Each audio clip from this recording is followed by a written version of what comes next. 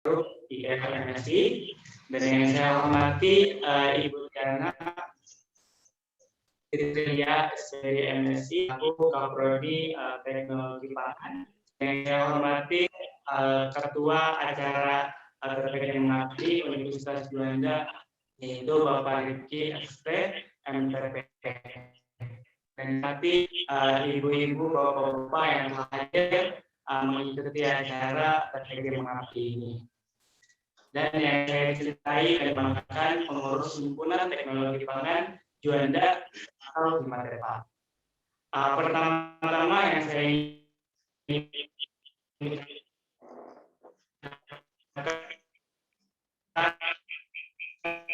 terima kasih besar yang Universitas Juanda ini disampaikan oleh MC tadi bahwa program ini adalah merupakan bentuk pengabdian nyata dari program teknologi pangan kepada masyarakat, sehingga sebagai ketua himpunan saya sangat tenang dan bersyukur Himatepa bisa berkontribusi dalam melaksanakan program yang diprakarsai oleh tim dosen teknologi pangan Universitas Juanda ini. Dan sebagai mahasiswa teknologi pangan, saya pun sangat berterima kasih telah diadakan program yang insya Allah sangat bermanfaat ini.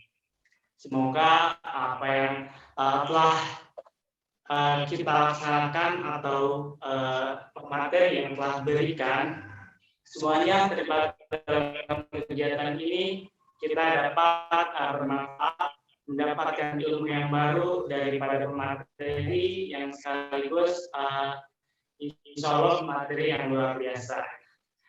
Yang berguna dan dapat diaplikasikan ke dalam hidup kita sehari-harinya. Semoga acara pertama rangkaian program TPG Mengabdi ini dan seterusnya dapat berjalan dengan lancar. Amin amin.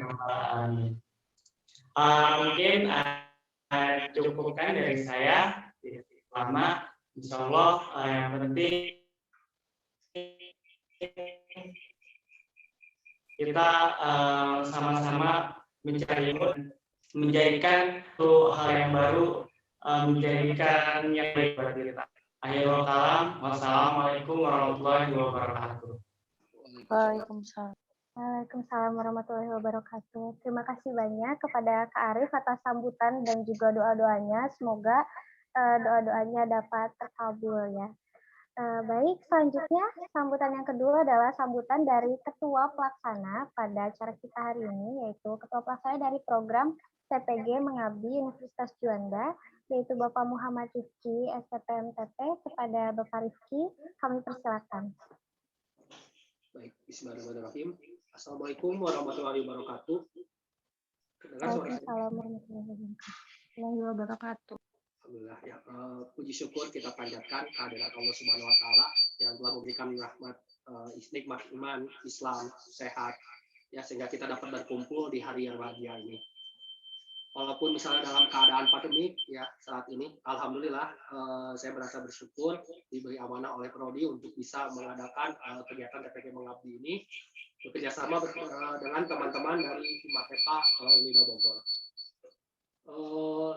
Harapan saya mungkin ke depannya dengan kegiatan ini adalah bentuk nyata kami tim dosen ya beserta prodi dan juga mahasiswa dalam berkontribusi mengenalkan atau memperdalam mengenai teknologi pangan terhadap masyarakat, di mana memang untuk teknologi pangan ini banyak yang bisa kita kaji dan bisa kita dapatkan.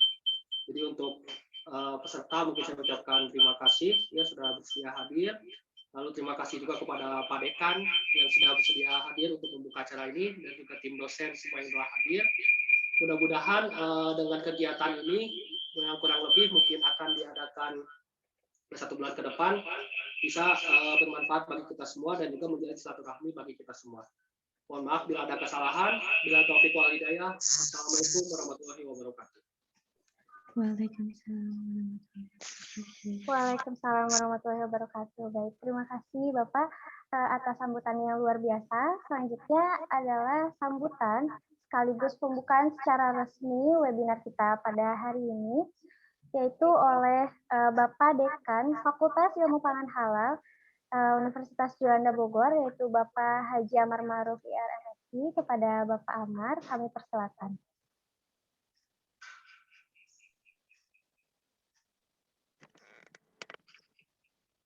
Assalamualaikum warahmatullahi wabarakatuh.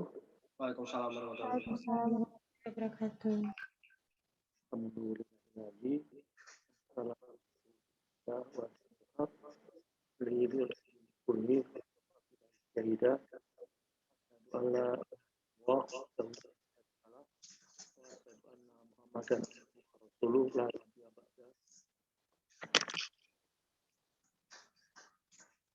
Allahumma sholli wa sallim wa barik ala Sayyidina Muhammad wa ala alihi wa sahbihi ajmain.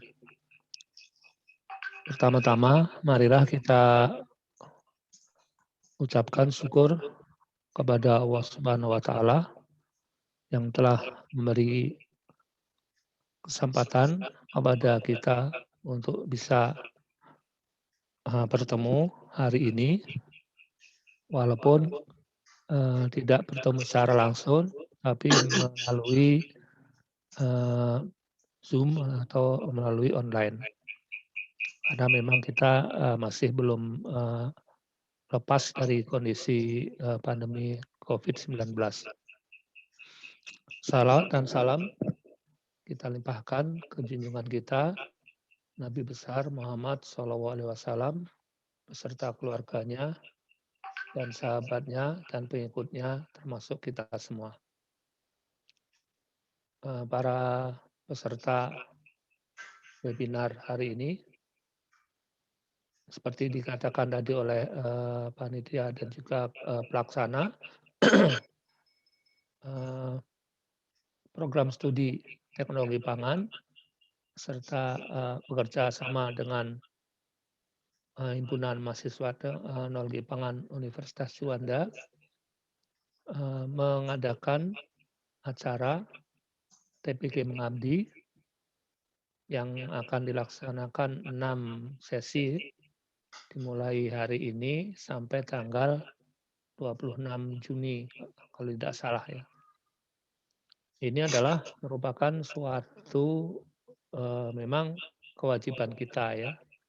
Jadi dalam tugas kita semua ya, selain kita melaksanakan pendidikan dan pengajaran, juga melaksanakan penelitian dan pengabdian kepada masyarakat.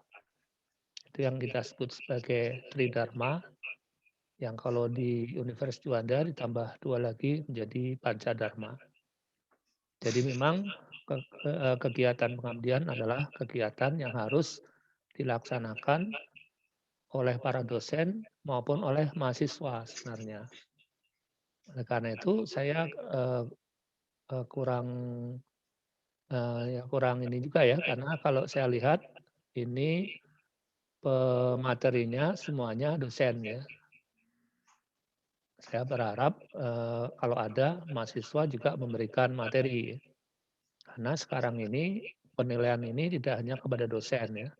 Jadi penilaian kemajuan atau eksistensi dari sebuah program studi itu kalau dulu memang yang dinilai dosennya ya. Apa saja kegiatan dosen yang telah diikuti. Kalau sekarang selain dosen juga mahasiswanya dinilai. Jadi keberhasilan sebuah program studi bukan hanya dosennya ya.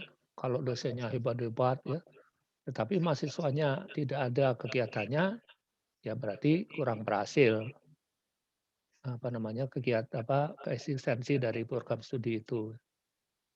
Jadi mungkin ya nanti selain mahasiswa juga selain dosen juga mahasiswa nanti perlu dilibatkan ya, karena sekarang yang dinilai mahasiswa juga dinilai bagaimana kegiatan penelitiannya ya, bagaimana publikasinya di jurnal maupun publikasi di seminar, kemudian bagaimana prestasi baik di bidang akademis maupun non akademis itu nanti menjadi penilaian untuk pemeringkatan dari perguruan tinggi. Jadi nanti saya harap kegiatan kemahasiswaan ya, baik di tingkat prodi maupun di tingkat fakultas ini lebih digiatkan lagi ya. Alhamdulillah tahun ini untuk hibah mahasiswa kita sudah dapat 2 KPMI dan 3 PKM ya. Tinggal yang belum adalah yang program PHP 2D atau program Bina Desa. Mudah-mudahan itu juga kita mendapatkan hibah juga sehingga kegiatan kemahasiswaan menjadi lebih bergairah lagi. Jadi mungkin itu yang bisa saya sampaikan ya. Saya ucapkan terima kasih kepada para panitia, terutama Ketua Panitia Pak Rifki yang telah menyiapkan acara ini. Mudah-mudahan acara ini bisa terlaksana secara lancar ya, lancar dari mulai sesi pertama sampai sesi ke-6, tidak ada suatu gangguan apapun. Karena memang untuk online ini banyak gangguannya ya, mudah-mudahan tidak ada halangan apa-apa sehingga bisa terlaksana lancar sampai 6 sesi semuanya. Saya ucapkan terima kasih juga kepada Kaprodi yang telah bisa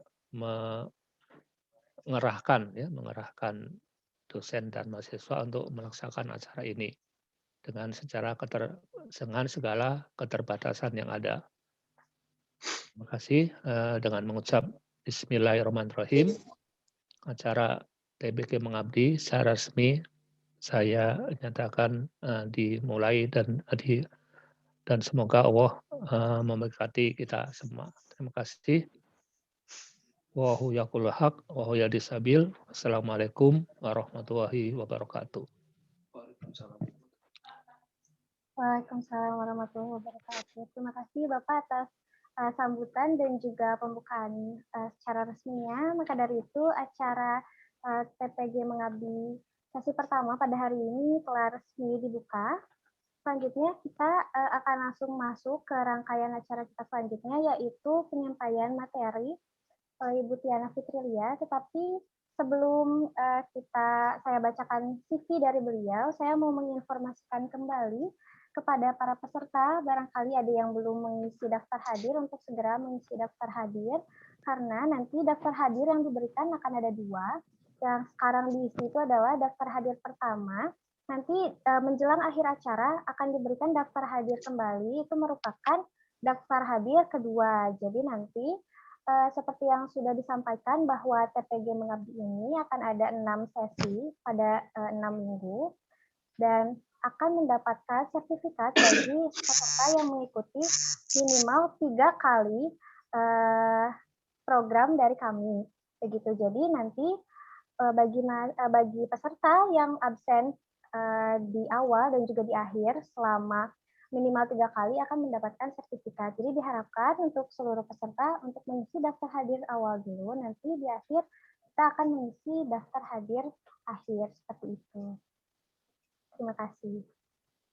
Baik, selanjutnya kita akan langsung masuk saja ke acara inti kita, yaitu penyampaian materi. Sebelumnya saya akan membacakan CV-nya terlebih dahulu.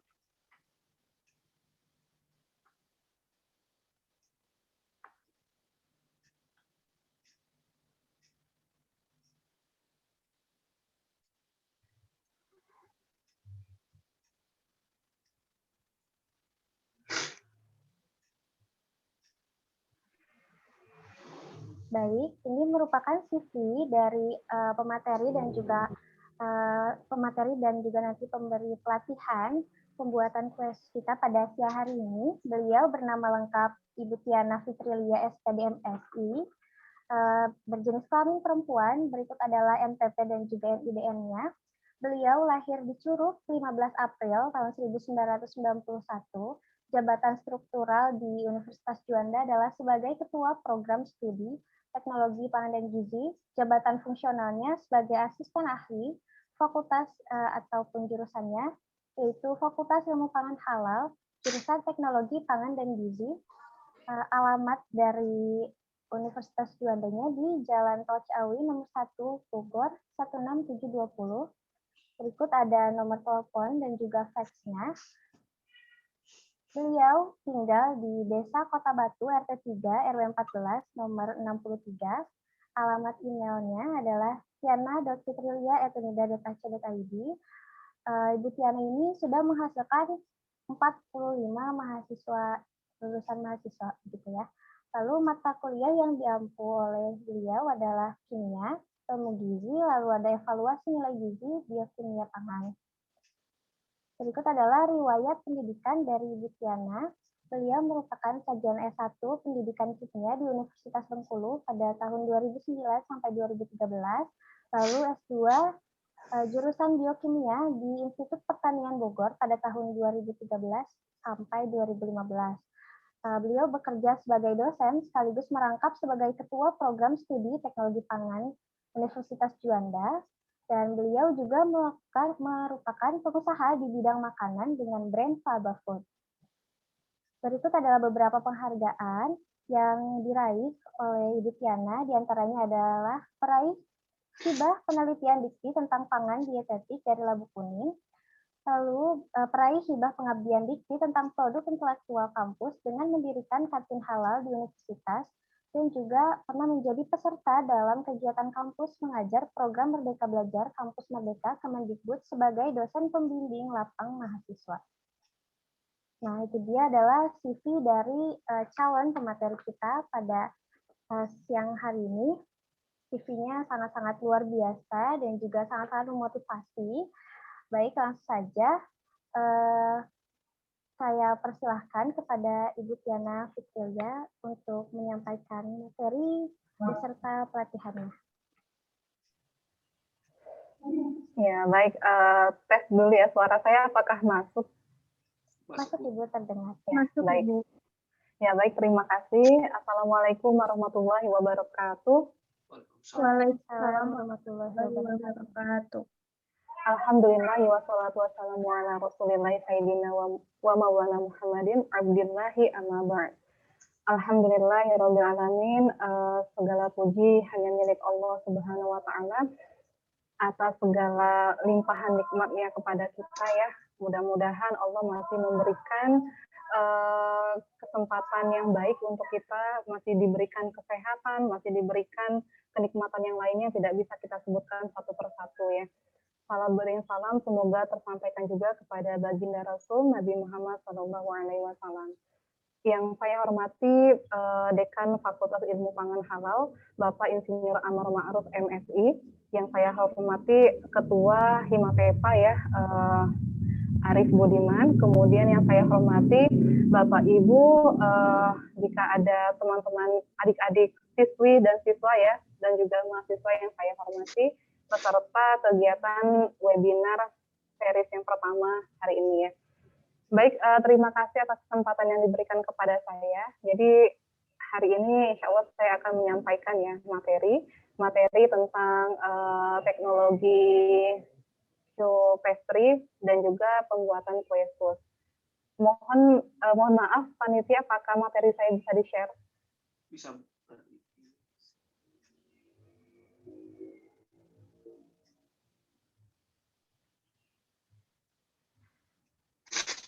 Sudah terlihat, Bu? Ya, baik, sudah kelihatan. Baik, jadi materi yang akan saya sampaikan pada hari ini adalah teknologi shoe pastry dan pembuatan kue sus ya. Mungkin ada teman-teman atau peserta semua di sini bertanya kayak gitu ya, kenapa kok saya tertarik seperti itu untuk mengangkat tema ini, padahal sebenarnya banyak ya tema-tema terkait dengan pangan itu atau isu-isu terkini yang bisa kita angkat seperti itu. Jadi memang alasan saya kenapa saya mengangkat tema ini adalah berdasarkan survei. Sebenarnya saya sudah sempat melakukan survei kecil-kecilan beberapa bulan yang lalu ya.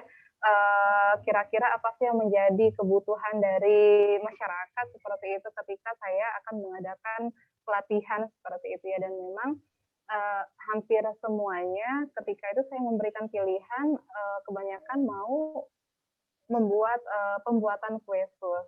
Karena apa? Karena ya mungkin teman-teman juga tahu ya kue sus itu seperti apa dan banyak yang menyukainya, baik itu dari kalangan anak-anak, kemudian remaja, dewasa, sampai orang tua itu menyukai kue sus kayak gitu ya. Karena apa? Karena memang kue sus ini dia unik kayak gitu ya. Jadi dia punya karakteristik yang garing ya, garing di luar, kemudian lembut di dalam, yang itu punya apa ya, sensasi tersendiri ketika kita makannya. Apalagi sekarang sus itu tidak melulu dalamnya itu harus misalnya flat seperti itu ya, banyak sekarang sudah banyak modifikasi-modifikasi dari isian sus itu sendiri.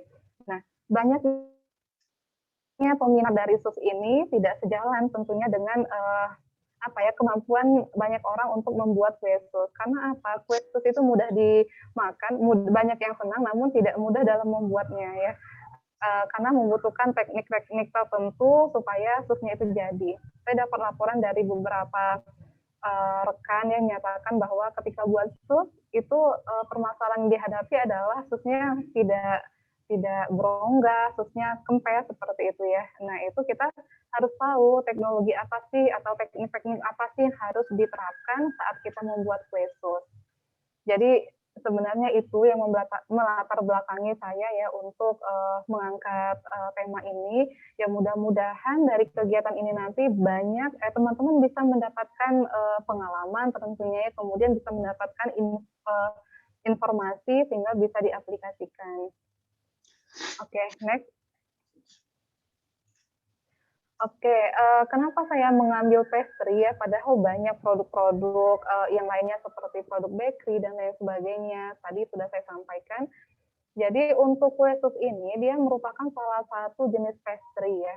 Jadi kalau teman-teman searching sebenarnya pastry itu lebih kepada kue-kue yang dipotong kecil-kecil seperti itu. Jadi sekilas saja saya sampaikan bahwa pastry ini dia berasal dari bahasa Inggrisnya yaitu past ya, yang berarti pencampuran antara terigu, cairan, dan lemak. Nah, tiga kunci inilah, tiga komponen inilah yang menjadi poin penting sebenarnya dari pastry ya. Ada terigu, kemudian ada cairan, dan juga ada lemak. Nah, kalau kita melihat sejarahnya, flashback belakang seperti itu. Jadi untuk pastry terutama untuk kue sus ini sendiri sebenarnya negara asalnya bukan Indonesia ya. Kalau Indonesia kita tahulah makanan-makanan tradisional di kita itu misalnya seperti apa, getuk atau lain sebagainya.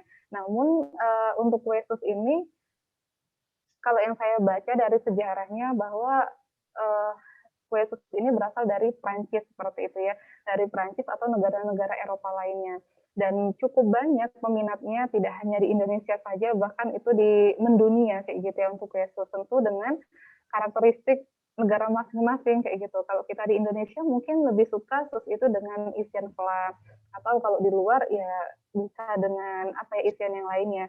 Jadi untuk isian sus itu tidak hanya manis seperti itu ya. Artinya sekarang itu banyak sekali modifikasi isian dari kue sus sendiri. Bahkan menariknya seperti ini, setelah saya baca-baca jurnal, beberapa sudah ada yang melakukan penelitian ya, menggantikan substitusi, artinya substitusi dari tepung terigu menggunakan tepung jagung, tepung kedelai seperti itu ya untuk pembuatan kue sus. Ini menarik. Artinya ini peluang juga bagi kita semua, terutama saya dan mahasiswa teknologi pangan mungkin ya, bagaimana kita bisa memanfaatkan pangan lokal untuk dibuat misalnya produk-produk pastry, entah itu kue sus ataupun yang lainnya. Jadi sangat berpeluang sekali seperti itu ya. Kita manfaatkan bahan baku lokal untuk pembuatan yang misalnya kue sus. Kue sus berbasis tepung apa misalnya yang banyak di Indonesia, tepung apa ya, kacang Bogor misalnya. Itu bukan tidak mungkin. Nah, artinya itu sangat mungkin sekali, itu adalah tugas kita ya, bagaimana kemudian kita bisa menghasilkan produk dengan memanfaatkan bahan baku lokal yang ada. Ya, the next mungkin ya kita bisa melakukan itu ya, mencoba mendapatkan formulasi yang tepat. PR di teknologi pangan itu tidak hanya menghasilkan produk seperti itu, bagaimana kita bisa menghasilkan produk yang juga mempunyai nilai fungsional. Baik, next. Oke, saya rasa teman-teman sudah tahu semua ya, atau mungkin bahkan sudah mencoba semua jenis pastry yang saya tampilkan di sini ya. Karena hampir semua pastry yang saya tampilkan ini disukai banyak orang juga ya. Nah, di sini saya hanya menampilkan 5 jenis saja ya, 5 jenis pastry. Sebenarnya masih ada beberapa pastry yang lainnya yang bisa ditampilkan ya. Jadi yang pertama itu adalah puff pastry. Puff pastry contohnya adalah bolen. Ya, mungkin teman-teman sering ya makan bolen ya. Setiap pastry itu dia punya karakteristik yang berbeda. Karena apa? Karena kalau secara bahan baku dia hampir sama ya, namun secara teknik pengolahannya itu tentu berbeda. Kalau puff pastry, teman-teman lihat di bolen itu ada lapisan atau layernya ya, ada lapisan-lapisannya. Dia dibuat dari menggabungkan, sebenarnya ada kalau di pastry atau di apa ya, kita kenal ada bahan adonan dasar, kemudian juga ada adonan untuk atau lemak lipatnya ya. Jadi ada adonan dasarnya itu kita tumpuk kayak gitu dengan lemak pastry atau dengan margarin atau butter pastry ya. Kemudian kita lipat gilas. Nah, jadi di puff pastry itu ada teknik lipat gilas yang membuat tekstur bolen itu dia menjadi berlapis-lapis seperti itu ya. Kemudian ada short pastry. Nah, ini dibanding pastry-pastry yang lain, short pastry ini yang paling mudah sekali. Teman-teman pernah makan pie? Pernah ya? Pie buah, pie yang lain sebagainya ya. Bahkan beberapa tahun yang lalu itu sempat booming pie brownies ya. Jadi brownies itu dikombinasikan di atas kulit pie. Nah, short pastry ini yang paling mudah karena apa? Karena dia tekniknya hanya menggunakan adukan tangan saja. Jadi bahan-bahannya tidak perlu diaduk sekuat-kuat. Kalau kita membuat roti tidak perlu. Kita cukup mengaduk halus saja kayak gitu ya sampai tercampur rata. Adonan-adonannya tidak perlu pakai mixer, bisa pakai tangan, kemudian kita cetak di cetakan pie, kemudian kita oven seperti itu. Itu yang paling mudah kalau short pastry ya. Kemudian yang selanjutnya ada Danish pastry. Nah, berbeda dengan puff pastry. Jadi yang perlu kita ketahui bahwa di pastry itu ada produk-produk yang menggunakan ragi dan juga ada produk-produk yang tanpa ragi. Untuk puff pastry dia tidak menggunakan ragi, namun untuk Danish pastry ini dia menggunakan ragi. Kalau secara proses pembuatannya tidak jauh berbeda ya, artinya dia melakukan apa ya, ada teknik lipat gilas juga sehingga didapatkan tekstur yang apa ya seperti berlapis-lapis seperti itu. Pada umumnya memang kalau Danish pastry ini dia manis, toppingnya itu manis-manis. Kalau puff pastry sih biasanya ya bermacam-macam, ada yang manis, gurih, bahkan ada isian smoked beef, ada isian yang lainnya ya, jadi tergantung selera. Kemudian ada pillow pastry. Kalau pillow pastry dia juga sebenarnya berlapis ya, tapi lapisannya itu tidak selalu seperti puff pastry ataupun Danish pastry. Nah, yang terakhir itu adalah soup pastry atau supes ya, dikenal dengan supes juga karena dia pastry itu bagian dari pasta ya kayak gitu ya. Nah, atau kalau di Indonesia kita kenal dengan kue sus. Kalau kue sus jelas bahwa ini yang membedakan kue sus dengan pastry yang lain, teman-teman tahu ya kalau di sus itu dia ringan sekali. Produknya atau kue susnya itu sangat ringan sekali, di dalamnya ada rongga. Nah, itulah keunikan dari kue sus ya yang bisa kita isi dengan berbagai macam isian. Next, selanjutnya. Baik, slide saya tidak banyak ya, hanya beberapa slide saja. Nanti harapan saya kita lebih banyak diskusi setelah teman-teman melihat video. Nah, jadi untuk demo pembuatan kue susnya tidak dilakukan secara langsung di lab ya. Jadi kami sudah mempersiapkan beberapa waktu yang lalu videonya, karena kalau live langsung di Zoom seperti ini khawatir memakan waktu yang cukup banyak. Jadi insya Allah 2:30 atau jam 3 kita bisa selesai insya Allah ya. Nah, di sini kue sus di Indonesia dikenal dengan kue sus ya. Kalau di luar memang biasanya kue sus ini dijadikan sebagai makanan penutup. Kalau di kita kan banyak ya fungsinya kue sus, bisa untuk kegiatan ya kalau rapat biasanya tidak jauh-jauh dari kue sus. Kemudian kalau acara pernikahan biasanya ada juga kayak gitu ya, atau acara-acara di hotel dan lain sebagainya, biasanya sus menjadi pilihan. Nah, kenapa saya tertarik juga mengangkat sus ini? Harapan saya banyak orang nanti bisa kayak gitu ya membuat kue sus kayak gitu, bagaimana bisa menghasilkan kue sus yang berongga kayak gitu ya, yang kemudian yang teksturnya lembut seperti itu. Karena dapat laporan juga ya, artinya kalau kita ingin membeli kue sus di pasaran itu agak mikir-mikir juga sebenarnya. Karena apa? Karena sebagian mungkin membuat pelannya itu menggunakan room seperti itu ya. Nah, kita tahu kalau di teknologi pangan di Fakultas Ilmu Pangan Halal jelas ya bahwa room itu sebaiknya ya kita hindari dulu ya, karena memang status kehalalannya juga belum jelas. Jadi sebaiknya kita tidak menggunakan. Karena banyak pedagang-pedagang pasar supaya susnya itu wangi kayak gitu atau ya lebih enak lah seperti itu ditambahkan room seperti itu. Nah, ini jadi semangat dari saya juga kenapa saya mengangkat tentang sus ini ya. Nah, jadi kue sus itu dia kue bertekstur lembut dan kopong di bagian dalam. Tidak semua orang ketika buat sus itu bisa menghasilkan sus yang berongga. Kadang kan justru susnya itu kempes kayak gitu ya. Nah, itu apa penyebabnya? Nanti saya berikan tips-tipsnya. Next, selanjutnya. Oke, untuk bentuk ya, sekarang itu sudah banyak sekali bentuk kue sus ya. Kalau kita perhatikan, ya ini tergantung dengan apa ya, kreativitas kayak gitu. Pada umumnya sus itu dia berbentuk bundar kayak gitu ya, atau bulat seperti kol kayak gitu ya. Nah, ada juga bentuk yang lainnya, eclair, yang sebelah kanannya ini yang panjang ya. Jadi itu bentuk lain dari sus. Jadi kurang lebih sekitar 10 cm. Nah, bisa dikasih topping coklat ataupun dalamnya dikasih isian juga bisa sama seperti sus pada umumnya ya. Sebenarnya sekarang juga banyak tuh ada sus yang bentuknya bunga-bunga, ada sus yang bentuknya angsa dan lain sebagainya. Itu ya tergantung dengan kebutuhan ya. Kalau untuk jualan, saya rasa terlalu apa ya, lebih praktis kalau kita pakai yang kedua bentuk ini ya, menggunakan bentuk yang cream puff atau yang menggunakan eclair. Itu bisa kita jadikan. Baik, next selanjutnya. Oke, ini penting ya, penting juga pebel ya. Oke, kenapa saya perlu menyampaikan ini?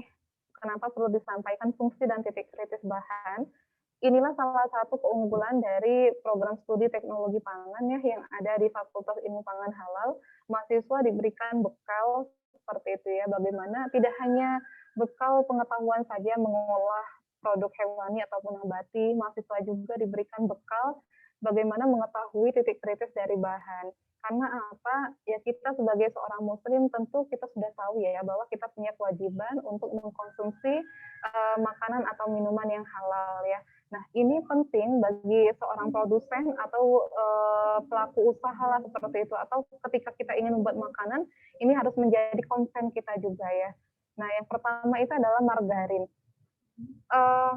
Ini bahan-bahan yang digunakan sangat sederhana dan juga sangat sedikit ya dalam pembuatan susnya itu. Jadi yang pertama itu adalah margarin. Fungsi margarin di sini adalah sebagai pemberi aroma ya, kemudian membuat tekstur kue menjadi lembut dan renyah. Dalam pembuatan sus ini bebas kita mau menggunakan margarin kah atau butter kah atau mix antara margarin dan butter. Di pasaran itu sudah banyak ya yang blend atau yang mix margarin dan butter. Jadi bebas, tergantung disesuaikan dengan budget seperti itu. Mau margarin bisa, mau butter bisa. Ya tentu itu akan berpengaruh nanti ke teksturnya. Kalau margarin biasanya dia lebih kokoh, terus yang menggunakan margarin akan lebih kokoh dibanding kalau kita full butter ya. Kemudian titik kritis margarin ini apa? Ya jadi titik kritis dari margarin ini biasanya dia ditambahkan pengemulsi kayak gitu ya berupa lecitin. Nah jadi yang menjadi titik kritisnya ini lecitinnya itu berasal dari bahan-bahan yang diharamkan atau yang dihalalkan. Nah itu yang menjadi titik kritisnya ya. Jadi kita perlu cermat ketika kita ingin buat kue, apalagi mahasiswa teknologi pangan kan sering buat-buatan ya. Kita untuk hal-hal yang dianggap mungkin ini hal sederhana itu harus menjadi konsen kita. Jangan sampai kita karena mau murah jadi ya yang penting ada kayak gitu ya. Jadi tidak seperti itu juga, kita harus tahu apalagi untuk bahan-bahan yang dia punya titik kritis. Itu jadi harus menjadi konsen kita. Kemudian air ya. Jadi air di sini sebagai bahan pengikat ya. Banyak sebenarnya fungsi air tapi pada umumnya sebagai bahan pengikat. Nah, air ini dia masuk ke positive list ya, artinya aman digunakan, seperti itu air pump ataupun air yang lainnya kecuali air mineral. Kalau teman-teman menggunakan air mineral, ya pastikan air mineral yang digunakan itu juga sudah bersertifikat halal ya. Kemudian selanjutnya itu ada terigu. Terigu dalam pembuatan kue sus ini kita bisa menggunakan terigu yang protein sedang ataupun yang tinggi, boleh semuanya ya, karena yang penting proteinnya itu di atas 10 ya, kadar proteinnya itu di atas 10. Jadi kita bisa saja menggunakan yang protein sedang ataupun yang protein tinggi seperti itu. Kemudian di sini apa sih fungsi terigu dalam pembuatan kue sus itu? Membentuk tekstur yang kokoh ya, dan juga berongga. Jenis proteinnya bisa sedang ataupun tinggi. Nah, untuk titik kritisnya, di terigu itu adanya penambahan L-cysteine yang dapat berasal dari rambut manusia, bulu binatang, ataupun fermentasi mikroba. Nah, selain itu di sini tidak ada lanjutannya ya. Lanjutannya itu adalah bisa saja di terigu itu ada fortifikasi ya teman-teman. Kalau teknologi pangan sudah tahu ya, fortifikasi bisa menggunakan vitamin. Nah, sebenarnya vitaminnya ya bukan yang dipermasalahkan, tapi untuk membuat vitaminnya stabil di sana itu yang menjadi titik kritisnya. Kemudian yang selanjutnya itu adalah garam. Bahan yang selanjutnya garam. Garam ini tujuannya atau fungsinya adalah untuk memantapkan rasa dan juga membangkitkan rasa lezat pada kue sus. Ya, kita tahu bahwa biasanya kalau kita masak juga kalau tidak dikasih garam atau garamnya kurang, itu rasanya kurang bisa dibangkitkan kayak gitu ya. Jadi salah satu tujuannya ditambahkan garam pun itu. Garam termasuk ke positive list ya, jadi aman digunakan. Tapi ya kita perlu cek juga dulu bahan-bahan yang digunakan. Dan selanjutnya adalah telur. Telur itu fungsinya dalam kue sus adalah sebagai bahan pengikat, membuat tekstur ringan dan berongga, membantu pengembangan, mempengaruhi warna, rasa, dan nilai gizi. Kebanyakan memang produk-produk yang ditambahkan telur itu bisa meningkatkan nilai gizi seperti itu. Dan telur ini dia masuk ke positive list ya, jadi aman digunakan. Next, selanjutnya.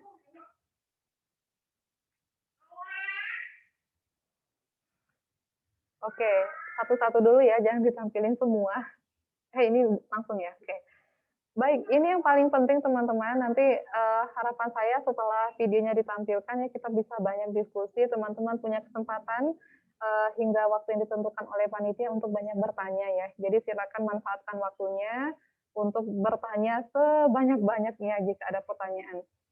Tips membuat kue sus supaya menghasilkan kue sus yang kokoh dan berongga. Yang pertama itu adalah pada proses rebusan. Nah, inilah uniknya sus itu ya. Jadi dia pastry yang menggunakan 2 kali pengolahan. Ada perebusan dan juga nanti pengovenan. Di perebusan ini nanti teman-teman akan lihat videonya ya. Jadi yang paling penting ketika teman-teman melakukan perebusan bahannya nanti, lakukanlah sampai mendidih kayak gitu ya, dan terbentuk buih. Karena ketika memang belum mendidih, ya bisa saja nanti margarinnya belum meleleh sempurna. Dan kalau sudah mendidih, ketika kita campurkan dengan terigu, itu dia pengikatannya akan lebih cepat seperti itu. Jadi yang pertama, tips membuat kue sus yang kokoh dan berongga itu adalah pada proses rebusan ya, rebus sampai mendidih sampai terbentuk buih. Kemudian next, yang kedua itu adalah pencampuran. Jadi ada pencampuran 1 dan pencampuran 2. Pencampuran 1 di sini adalah masih direbus ya, masih di atas kompor. Jadi kita campur air yang sudah ditambahkan dengan margarin itu ditambahkan dengan terigu ya. Jadi kita tambahkan terigu.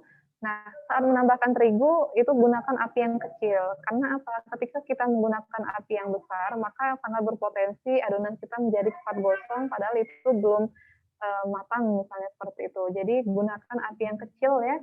Waktu kita akan masukkan terigunya, kecilkan apinya dulu, kemudian baru masukkan terigunya. Ya, kalau memang sudah tercampur, bisa besarkan sedikit, kemudian ya aduk sekitar 1-2 menit ya supaya terigunya juga matang seperti itu ya, biar lebih sempurna. Next, selanjutnya. Nah, pada proses pendinginan, ya mungkin teman-teman yang belum pernah buat kue sus tidak terbayang ya, ini yang disampaikan Bu Tiana seperti apa ya, tapi nanti teman-teman akan lebih ngeh lagi kalau sudah nonton videonya, mudah-mudahan tidak ada kendala. Untuk pendinginan, adonan didinginkan sambil sekali diaduk sampai son-son kuku seperti itu. Jadi ketika sudah diangkat dari kompor, itu pindahkan ke wadah lainnya ya supaya proses pendinginannya lebih cepat. Nah, jangan ketika kita sudah angkat atau pindahkan ke wadah yang lain, itu kita diamkan begitu saja sampai dingin. Sebaiknya memang kita aduk sekali supaya yang pertama proses atau uapnya itu cepat hilang, kemudian supaya sus yang kita dapatkan itu dia berongga kayak gitu ya. Jadi itu membantu proses sus yang dihasilkan akan berongga. Sampai suam-suam kuku tidak perlu nunggu dingin ya, dan jangan sampai panas, karena kalau masih panas kita masukkan telurnya, nanti telurnya matang ya. Kalau udah matang dia pasti tidak akan mengembang atau membentuk rongga. Next, selanjutnya pencampuran 2 di sini setelah adonannya dingin. Nah, disinilah yang paling penting juga yang akan menentukan apakah susnya kokoh, apakah berongga juga. Yaitu pencampuran adonan dengan telur dilakukan secara perlahan sampai diperoleh konsistensi yang cukup. Sebenarnya tidak ada patokan harus misalnya satu resep itu 3 telur atau berapa, tergantung dengan ukuran telur. Nah, namun pada dasarnya kita menggunakan ukuran telur itu yang sedang ya. Jadi ketika kita masukkan itu, ya kalau di resep yang akan di-share itu adalah 3 telur cukup. Artinya seberapa banyak telur yang kita gunakan tergantung dengan konsistensi dari adonannya. Jangan terlalu encer, jangan terlalu kental. Kalau terlalu encer dia akan melebar ya ketika kita panggang, ketika kita oven. Next, selanjutnya itu adalah pengovenan. Nah, ini yang paling penting sekali dan kebanyakan gagal ya di sini ya. Kadang kita iseng-iseng kayak gitu, waktu di oven kita intip, kita buka kayak gitu ya. Nah, justru ketika kita buka di saat susnya itu belum kokoh secara sempurna, maka itu yang menyebabkan kempes. Nah, di sini salah ya. Ini karena saya copy paste jadi lupa diganti, tapi saya sampaikan saja.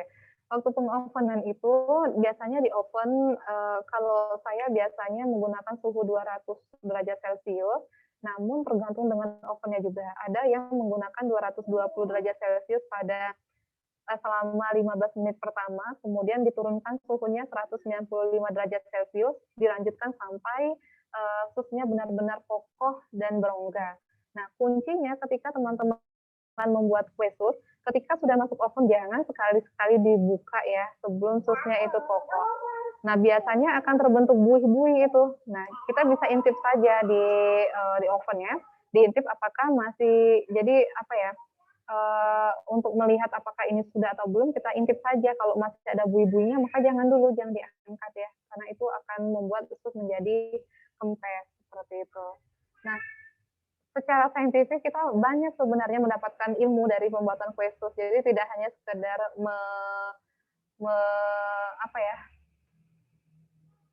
tidak sekedar kita bisa makannya saja, tapi kita banyak informasi ya. Kenapa kok bisa berongga kayak gitu ya ketika diberikan panas. Jadi kan kita tahu bahwa kalau di adonan sus itu kan dia dari air ya, banyak campuran airnya. Jadi air itu kan ketika dipanaskan dia akan menguap, yang kemudian dia akan bisa membuat sus itu memberikan tekanan yang kuat sehingga terbentuk rongga kayak gitu. Ya bisa ditahan kan oleh adonan sus karena dia dari tepung terigu yang punya kadar proteinnya sedang ataupun tinggi. Baik, sepertinya sudah kayaknya ya. Coba next dulu. Oke. Baik, saya rasa kalau materi cukup dari saya ya. Saya berharap dari video nanti lebih banyak teman-teman memberikan pertanyaan atau ya masukan bagi teman-teman yang mungkin akan konsultasi lebih. Jadi konsultasi ke saya itu tidak hanya sekedar bimbingan skripsi ataupun yang lain ya teman-teman, ya boleh saja mungkin ada yang berniat berwirausaha di rumahnya yang mungkin sekarang masih di rumah masing-masing ya, tidak salah dicoba untuk membuat kue sus karena ya bisa menggunakan oven apa saja ya. Ya mudah-mudahan bisa menjadi jalan rezekinya mungkin seperti itu ya. Silakan kontak saya, boleh konsultasi apa saja dan kapan saja ya. Baik, demikian mungkin dari saya akhiri dulu ya. Wassalamualaikum warahmatullahi wabarakatuh. Waalaikumsalam warahmatullahi wabarakatuh. Baik, terima kasih Ibu atas pemaparan materi mengenai teknologi shoe pastry. Mungkin selanjutnya kita akan langsung saja melihat video dari cara pembuatan kue susnya ya Bu ya. Nah, ini dia. Baik, untuk setengah jam ke depan, agenda kita adalah melihat cara pembuatan dari kue sisnya. Jadi, mari kita lihat videonya bersama-sama.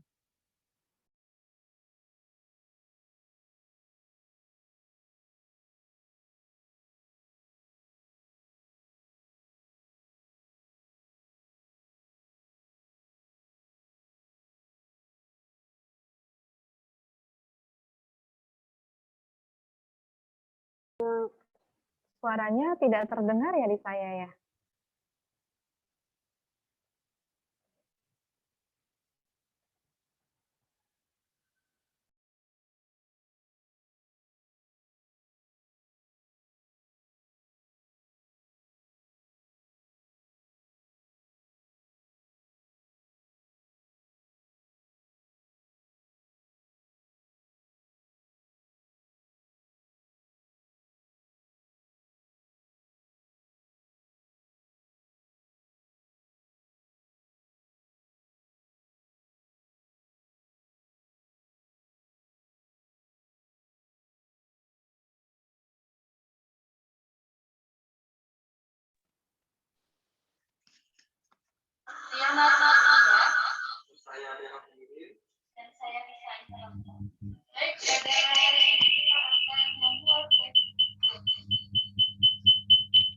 Sudah ada kah suaranya? Coba ya, kita coba lagi.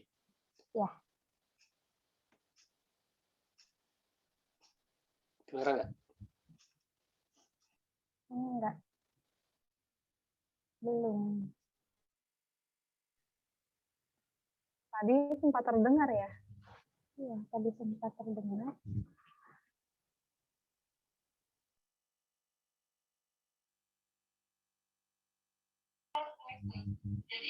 Sudah ada, Pak? Udah ada? Sudah. Sudah, kita ulangin ya. Biar lebih jelas. Ini ada kendala. Kedengaran? Sudah, Pak, terdengar.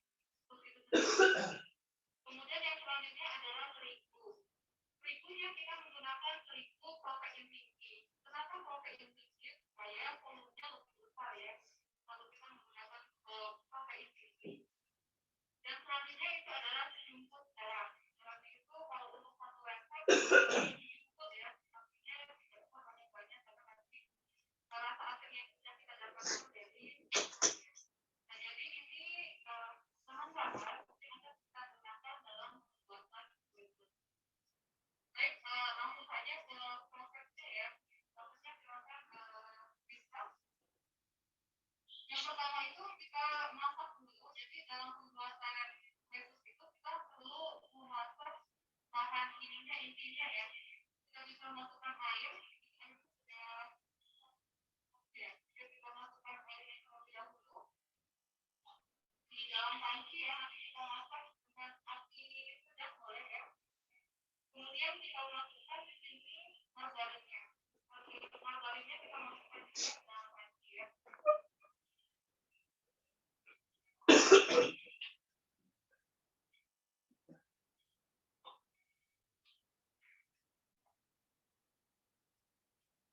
Dan yang selanjutnya kita masukkan garam. Garamnya tidak usah banyak-banyak karena rasa asinnya sudah didapatkan dari margarin.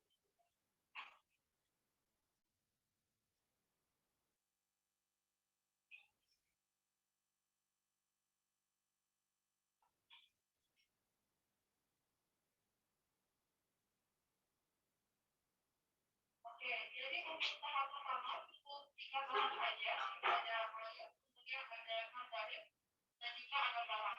Selanjutnya itu kita masuk ke proses pemasakan ya. Pemasakan itu menggunakan suhu sedang saja, tidak usah terlalu tinggi dan juga tidak usah terlalu kecil. Oke, kita langsung masuk ke pemasakan.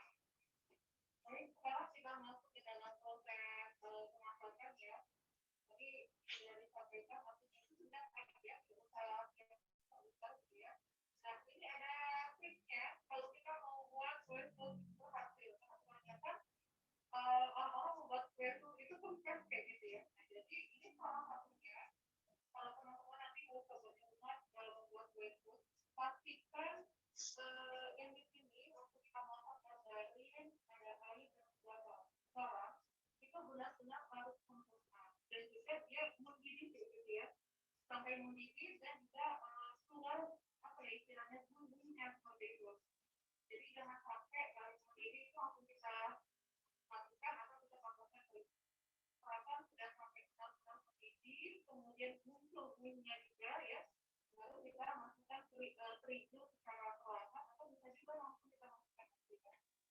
Jadi itu kuncinya kenapa harus sampai mendidih, karena ketika bahan cair ini dalam kondisi sudah mendidih dia dapat mengikat bahan-bahan lainnya dengan cepat. Jadi salah satu triknya kalau teman-teman mau buat kue food nanti di rumah.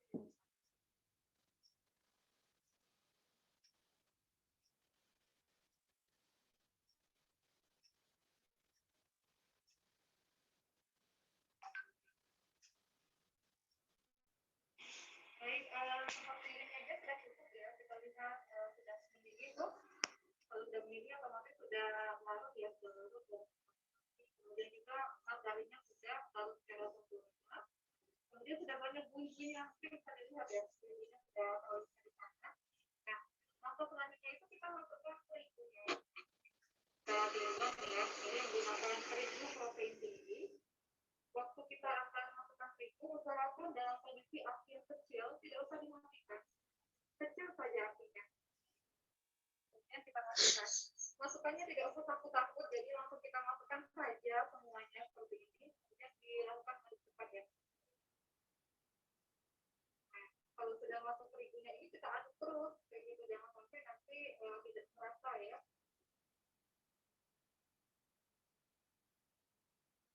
Sampai diperoleh adonan yang kalis. Kalis dalam artian di sini adalah dia tidak lengket. Sebenarnya tidak perlu lama-lama juga waktu kita masukkan pemasakan seperti ini, cukup sampai kalis. Ketika sudah diperoleh adonan yang kalis itu diaduk sekitar 2 menitan ya, supaya terigunya itu juga masuk seperti itu. Jadi tidak usah lama-lama juga ya. Jadi adonannya itu cukup sampai seperti ini saja, jadi sudah kalis, artinya itu sudah tidak lengket lagi. Beda ya kalau kita buat roti kan dia kalis elastis, nah kalau ini cukup kalis saja, mungkin tidak lengket, kita coba diperhatikan. Oke, seperti itu ya. Baik, sekarang kita masuk ke tahapan pendinginan. Pendinginan kita pindahkan ya ke tempat lain. Nah, jadi adonan yang sudah kalis itu kita langsung masukkan, pindahkan ya, pindahkan ke wadah yang kalis saja. Tujuannya supaya apa? Supaya panasnya itu cepat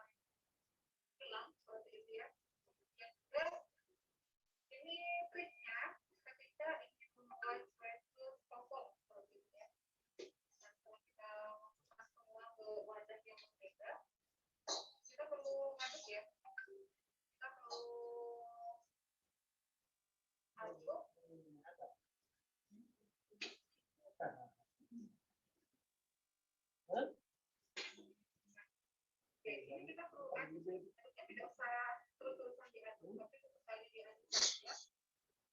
Selain tadi kita menghilangkan dengan pola-polanya, ini juga mungkin supaya sudah kita buat itu bisa ngomong.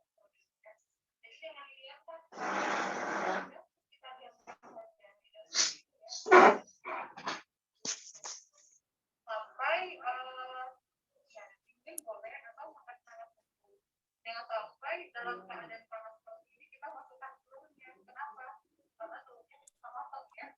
Nanti akan keluar cukup ya. Jadi kita tunggu dulu adonannya sampai sangat-sangat bumbu atau sampai dingin.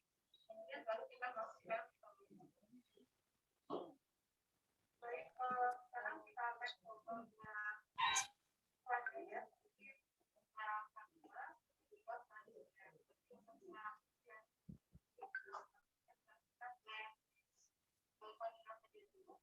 Jadi bahan-bahannya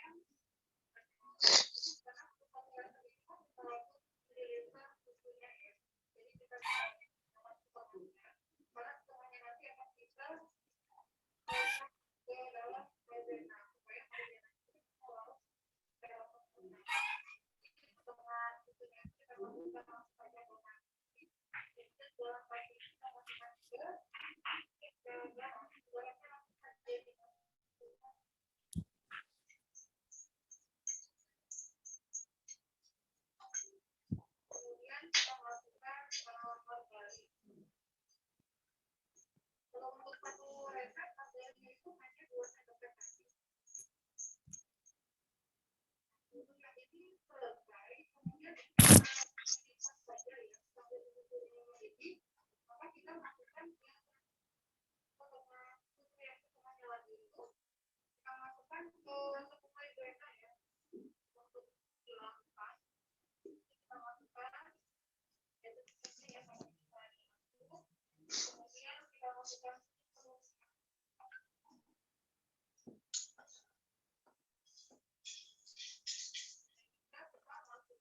wangi bubuk. Nah, sebenarnya untuk ini kita bisa menggunakan wangi bubuk atau kita menggunakan bubuk yang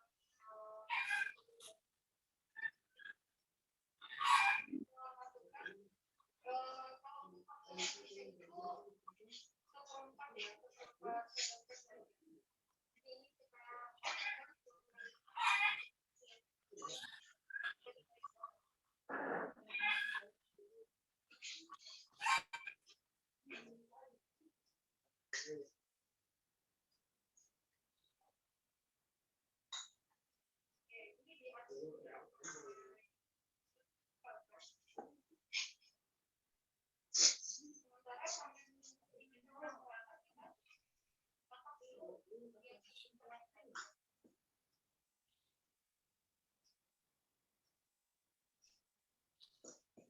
jadi pada kekuatan selanjutnya ini belakangan ya, ini sudah ada highlight ini bukan cuma sampai sudah ada untuk tampilannya ya. Kita langsung masukkan saja. Ini kan sudah biasa menjadi sambil diaduk ya, artinya sedang saja. Nanti kalau memang sudah menggumpal, tidak meletup-letup itu agak kita kecilkan apinya ya supaya tidak. Jadi artinya sedang saja kita tunggu sampai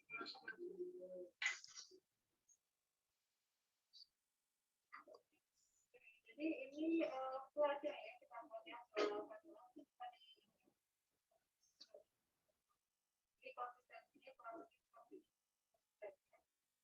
Jadi setelah ini sebaiknya memang kita masak sampai agak ya lama ya supaya dia benar-benar matang. Istilahnya itu tanur kayak gitu ya supaya tidak cepat basi. Maka biasanya kalau kemampuan atau untuk isian setelah itu dia cepat basi gitu. Dan persiapan hanya 1 kali 24 jam saja. Tapi kalau kita bisa masak sampai tahu pasti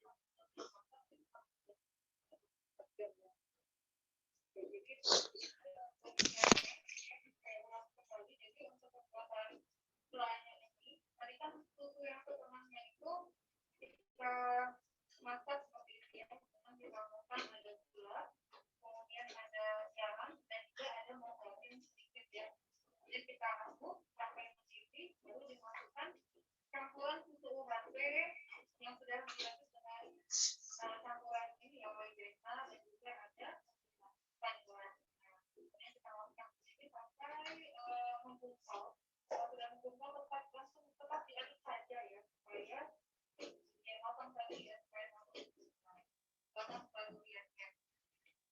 tinggal dimasukkan saja dan sesuatu yang sudah dijumlah tentunya kita masukkan ke dalam ya kita aduk sebentar.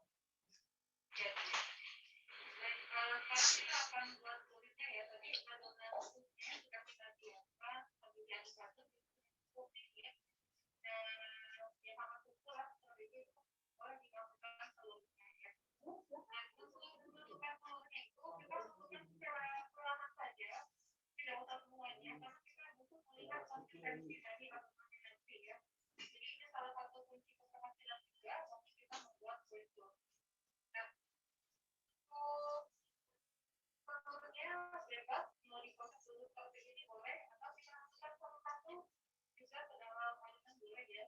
Jadi bebas mau seperti apa. Dan yang kami lakukan ini adalah diproses dahulu ya, biasa saja. Sedikit ya. Ya kita aduk dengan kecepatan yang rendah saja dulu. Kalau menggunakan pisau kita bisa menggunakan pengaduk yang geser yang seperti ini ya,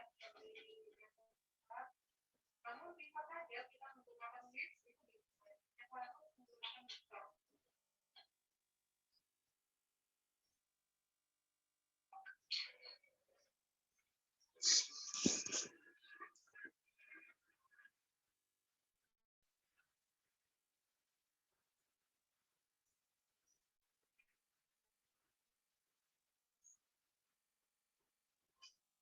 Untuk namanya sih kita lakukan saja dulu ya, karena memang karakteristik pisau itu beda-beda, ada yang agak berubah.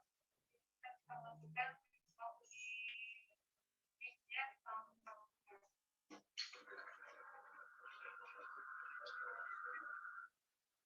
Jadi kita masukkan ya sampai habis ya. Yang lakukannya sebenarnya tidak semua telur itu kita masukkan. Kita bisa melihat konsistensi dari adonannya nanti. Apakah itu sudah cukup atau belum kita lihat dari konsistensi ya.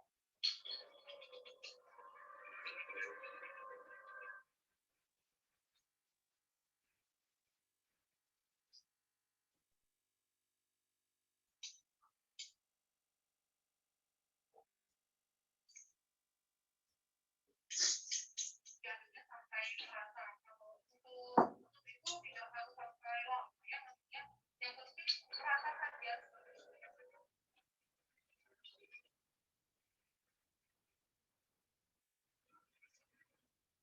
Oke, baik ini adonan kulitnya sudah selesai ya. Ini konsistensinya seperti itu. Ya kalau sudah jadi itu dia terbentuk seperti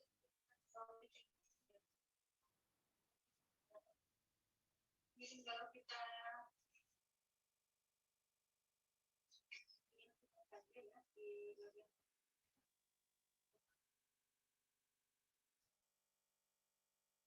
untuk adonan kulit ini penting ya, maksudnya karena ini yang kita nanti apakah kulitnya bisa kokoh atau tidak ya. Jadi kembali lagi konsistensi adonan kulit harus betul. Nah kalau terlalu encer nanti susah untuk ini.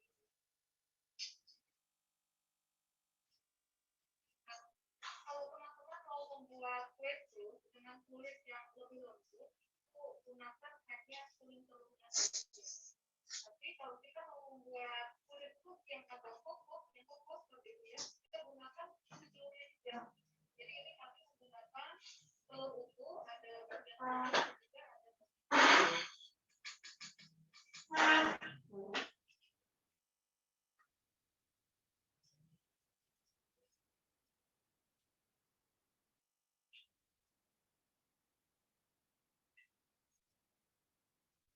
Oke, selanjutnya kita masukkan ke baking bread ya, atau plastik tipikal supaya apa? Supaya memudahkan kita untuk membentuknya ya, membentuk di kesempatan yang sudah kita koleksi dengan margarin secara kecil.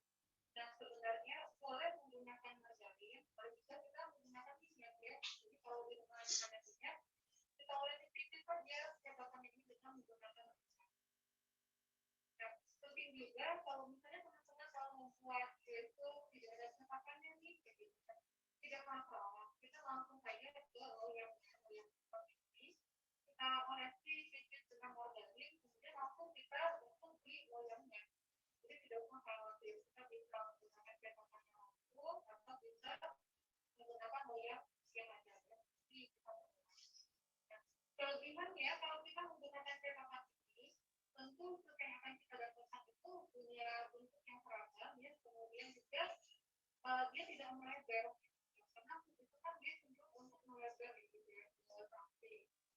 artinya ketika kita misalnya mau di loyang itu harus dijaga jaraknya, jangan sampai nanti berdempetan.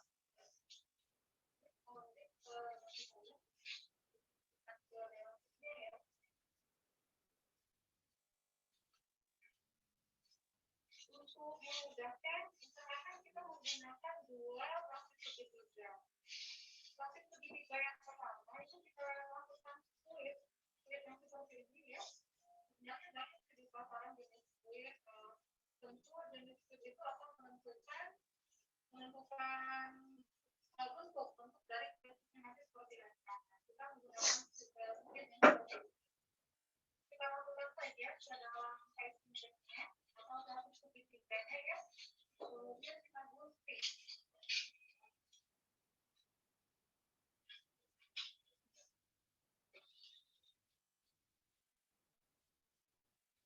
Sambil menunggu dikali-kali saya sudah langsung saja nanti diukur gitu ya. Ada bagian yang tidak dikasih kulit, ini kita masukkan adotannya. Kalau dimasukkan kayak mudahnya.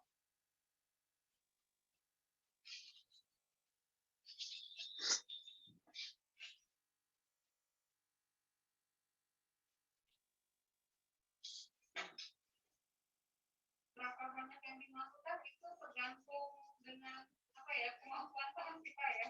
Karena kalau terlalu besar juga sulit kita masukkan ke dalam sebenarnya. Jadi sedikitnya saja.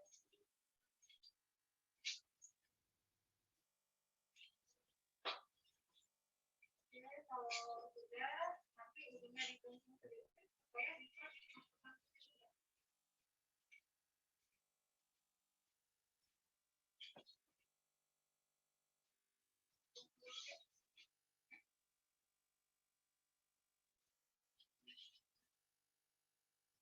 Mari kita membentuk ovennya harus dalam keadaan panas ya.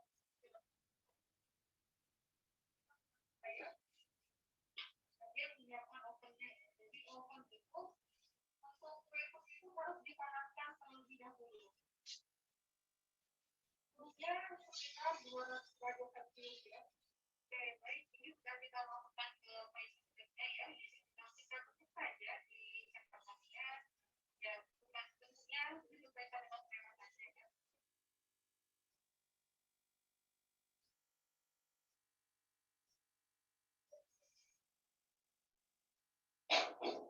Seperti ini, ya biasa saja sih. Ya.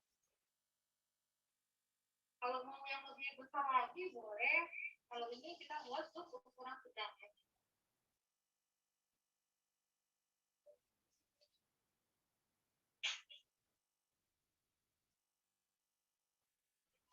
Jadi kita lakukan sampai ya adonannya habis ya. Baik, jadi salah satu kunci keberhasilan itu adalah saat susu sudah kita masukkan ke dalam oven yang sudah 200 derajat. Jangan sekali-kali kita buka ya, karena ketika dimasukkan ke dalam oven dia akan ada bunyinya, dia akan mengembang 2 kali lipat dan biasanya ada bunyinya. Nah, ketika masih ada bunyinya, kalau kita buka tuh ovennya, maka dia akan kempes, otomatis dia akan kempes. Jadi jangan sekali-kali kita buka sampai benar-benar bunyinya itu tidak ada lagi ya. Karena cara mengetahuinya kita tipis saja, kan kalau oven ada bunyinya ya untuk melihatnya. Yang kita lihat apakah kalau misalnya keluar kita campur saja gitu ya. Kalau misalnya bunyinya sudah tidak ada lagi, itu boleh kita masukkan lagi. Jadi itu itu saya biasanya kosong seperti itu ya. Selatan ya. Kita tidak ada lagi di ya.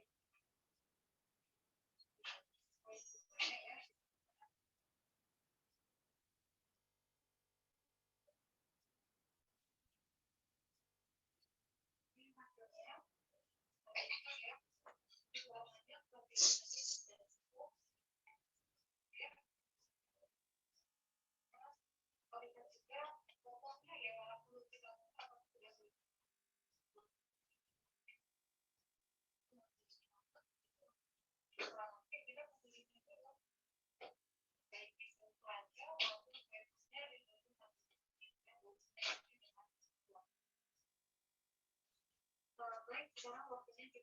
siswa ya, yang sudah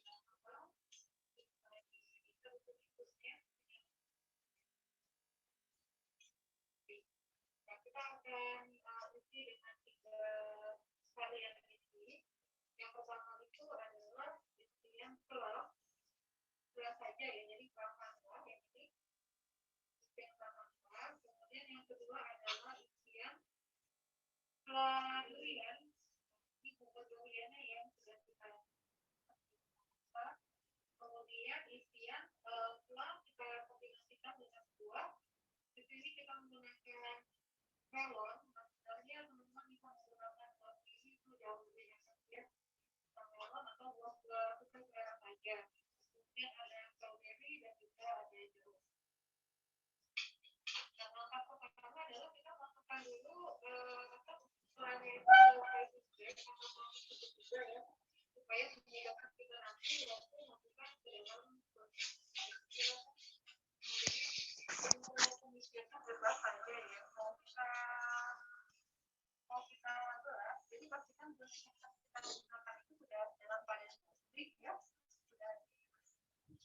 Nah, boleh kita belas seperti ini, dari belas saja ya. Jadi kita isi selangnya, jangan sampai kecil, kalau kita isi saja nanti setelah di dalamnya seperti ini ya. Kemudian bisa juga, ini kalau kita mau isi ya duluan ya. Kemudian bisa juga misal kita supaya tidak kelihatan isinya, maka kita tinggal bolak saja gelnya sedikit. Kita semprot saja dengan kuahnya. Ini yang kedua. Yang ketiga, kita ingin pakai isian gula. Nah, sebenarnya kalau untuk isian gula itu kita bisa menggunakan bentuk yang seperti ini. Bisa saja sengaja kita buat ya dalam yang seadanya. Nah, itu menggunakan cetakan apa ya? Cetakan itu bukan untuk berisi seperti ada cetakan khusus. Kita cukup import adonan kita itu di ya, kemudian kita oper. Jadi nanti seperti mangkok kayak gitu, jadi tinggal isi saja buah sama buahnya. Itu karena di sini kita bentuknya adalah seperti ini, ya. Jadi tinggal kita tutup saja sampai putus kayak gitu. Jadi nanti kita balik. Tidak apa-apa, tentunya tidak ini ya. Saya pokoknya nanti bisa untuk seperti dari ini. Jadi isi selangnya sama buahnya tinggal ditutup. Dalam sini. Prosesnya buah ya. Jadi teman-teman bisa sekali lagi ya. Sekali lagi. Hasilnya ya. Atau tidak yang kita buat tadi.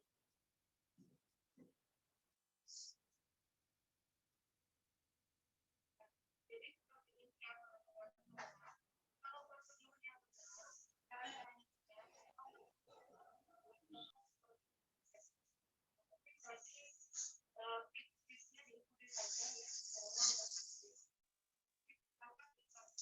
saja ya. Kita lakukan sampai praktis ya. Kalau sisi yang kita memakai rasa saja boleh ya. Nah, penting juga tergantung ya, kita mau jatuh dari dia seperti apa. Kan dia lebih ini ya, apa kayak bilangnya ya kering ya, kulitnya kering. Kalau kita mau lebih bapak kita tidak apa-apa, lebih ya, lebih apa-apa, langsung kan mau seperti itu.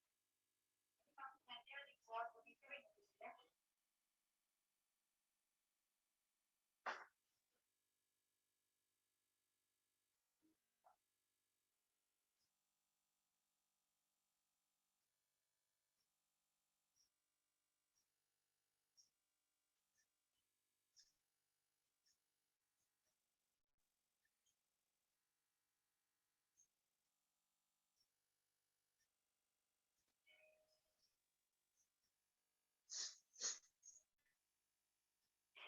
Ini dia hasilnya itu kita bagaimana hasilnya di kita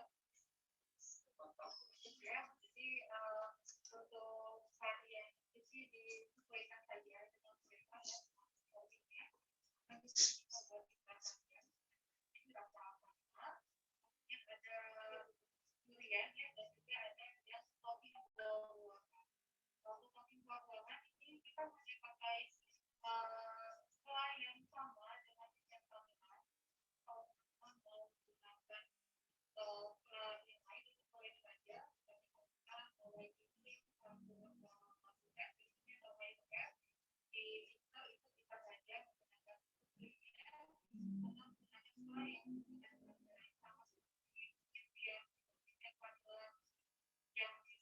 Mungkin sampai di sini kegiatan online kita sampai jumpa di lain kesempatan. Assalamualaikum warahmatullahi wabarakatuh.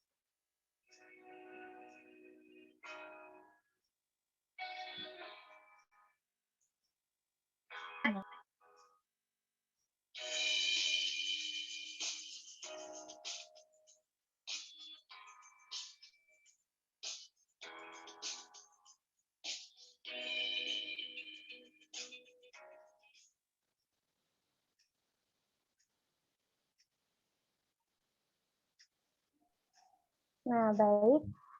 Itu dia video pembuatan dari Kuesus.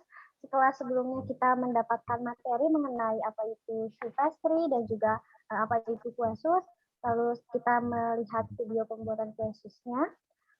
Apabila teman-teman ada pertanyaan atau mungkin ada beberapa hal-hal atau yang ingin ditanyakan atau yang kurang jelas, bisa dapat langsung ditanyakan saja karena kita akan segera buka sesi diskusi setelah ini.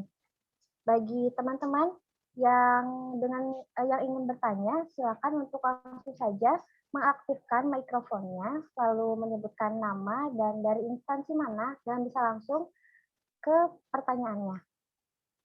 Nanti pertanyaannya akan langsung dijawab oleh materi kita, yaitu Ibu Tiana.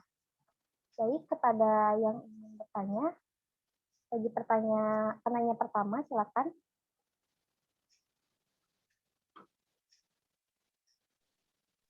Assalamualaikum warahmatullahi wabarakatuh. Waalaikumsalam. Saya Sultan Gunungwibawa dari Universitas Juanda, mau bertanya mengenai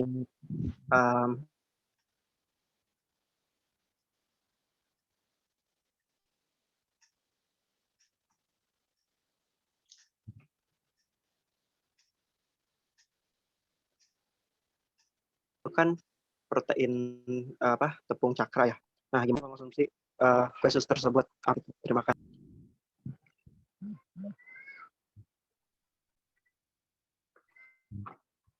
Baik, kepada Ibu Tiana, dipersilakan untuk menjawab pertanyaan dari Sultan ya, mengenai tadi tepung protein tinggi. Ya, sebenarnya saya kurang jelas, Putri, pertanyaannya itu apa ya, cuma dengar tadi ada protein tinggi, terus satu merek ini ya, brandnya ya. Mungkin bisa diulangi pertanyaannya. Boleh diulang, Sultan, tadi pertanyaannya? Pertanyaannya, kan bahan utamanya itu kan pakai tepung protein tinggi ya. Nah, ada beberapa terhadap gluten, terhadap protein tepung gluten. Nah, ada alternatif lain nggak untuk tepungnya gitu selain tepung protein tinggi itu gitu. Terima kasih. Ya, baik. Jadi pertanyaan Sultan sebenarnya ini agak berat ya. Jadi udah masuk ke ranah saintifik seperti itu.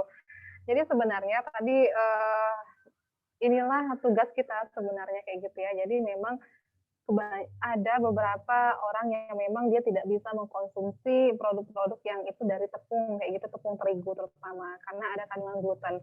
Ada yang memang alergi di sana ya.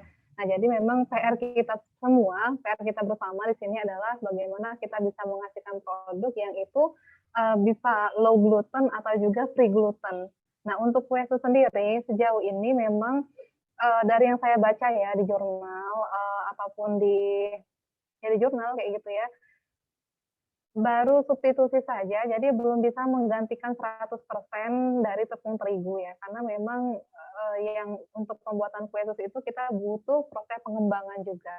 Nah, itu kita membutuhkan tepung yang dia punya glutennya seperti itu. Nah, sejauh ini sudah ada penelitian yang menggunakan, tadi sudah saya sampaikan singgung di awal, ada tepung jagung dan tepung kedelai, namun memang belum hasilnya jika dibandingkan dengan 100% terigu itu tidak masih belum maksimal seperti itu. Nah, jadi sejauh ini memang sudah ada penelitian-penelitian menggunakan ya substitusi menggunakan tepung jagung ataupun tepung kedelai ya.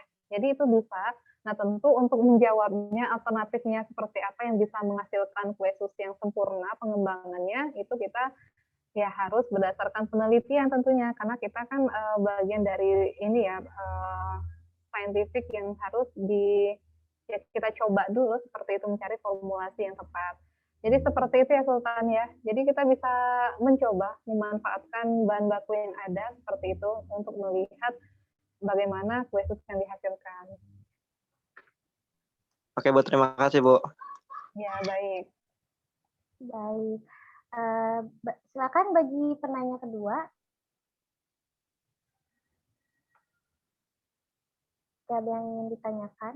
Mungkin dari segi materinya kah, atau proses pembuatan kue susnya kah? Oh iya, diinformasikan nanti bagi penanya yang beruntung dengan pertanyaan paling menarik akan mendapatkan berupa voucher, voucher pulsa ataupun OVO di akhir acara. Baik, silakan. Jika ada yang ingin bertanya lagi.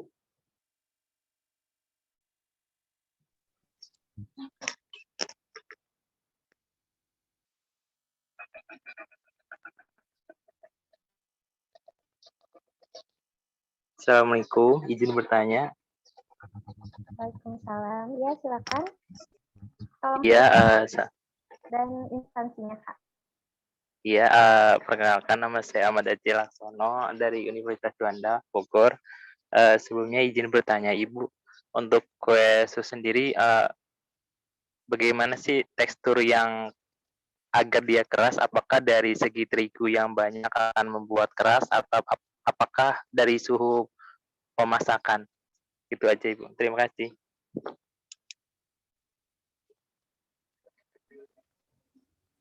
Oke, baik. Ini saya langsung jawab saja ya Putri ya. Iya, Bu, silakan. Oke. Aji, punten, mohon maaf tadi yang Aji maksud itu ingin mendapatkan kue sus yang keras atau kenapa kue sus itu bisa keras?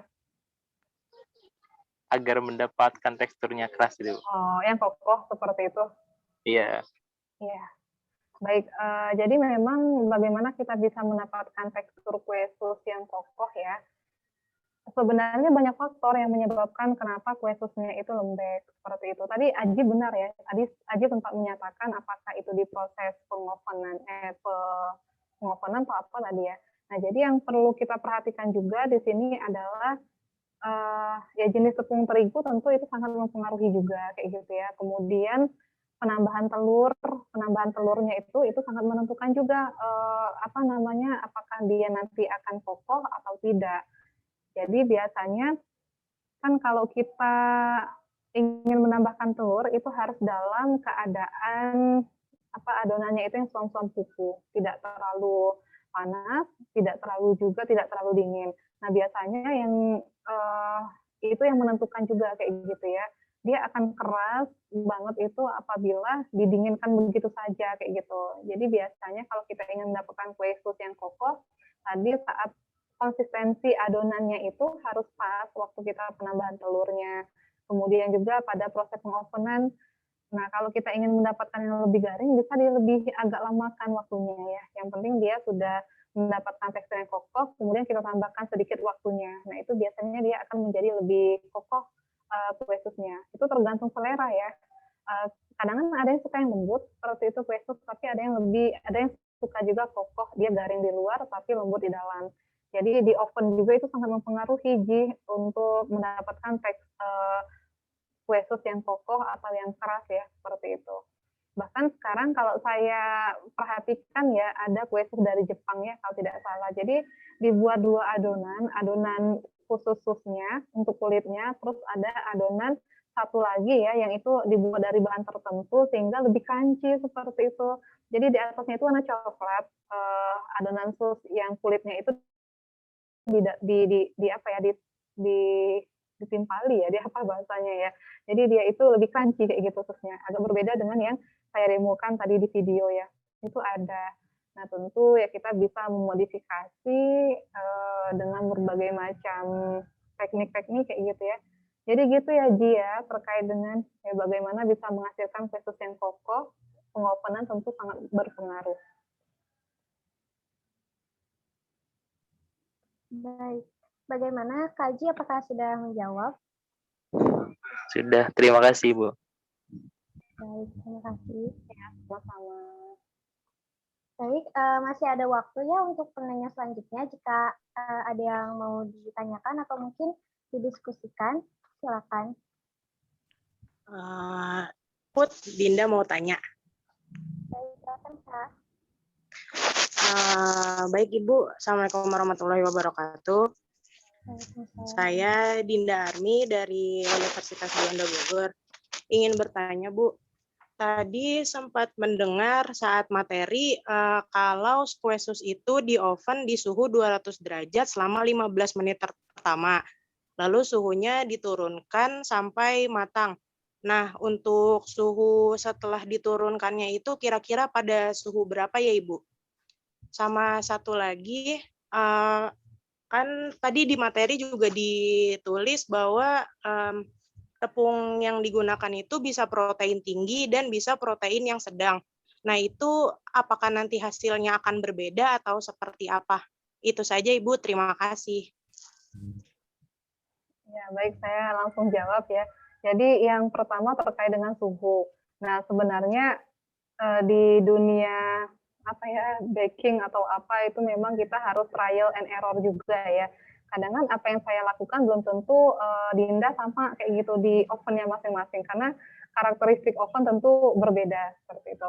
Nah, pada umumnya sebenarnya untuk kue sus tadi yang pertama kita bisa dengan menggunakan suhu tinggi dulu ya, suhu tinggi sekitar 200 sampai 220 derajat Celcius selama 15 menit pertama.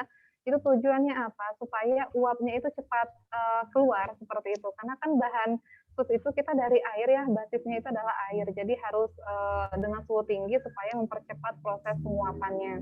Kemudian baru penyempurnaannya itu dengan suhu kisaran 120 sampai 200 derajat Celcius sampai ya kalau sampainya kita tidak bisa menentukan kayak gitu tergantung dengan kita maunya seperti apa sih kayak gitu ya. Namun pada umumnya kalau saya kita harus tahu juga harus mengenali oven kita masing-masing. Kalau saya biasanya saya tidak pakai suhu pertama dan kedua, jadi saya langsung saja di 200 ya. Di setting 200 derajat Celcius, kemudian sampai sekitar 40 sampai 50. Kalau menggunakan oven listrik, oven rumahan. Tapi kalau menggunakan oven gas yang besar itu relatif biasanya lebih singkat waktunya.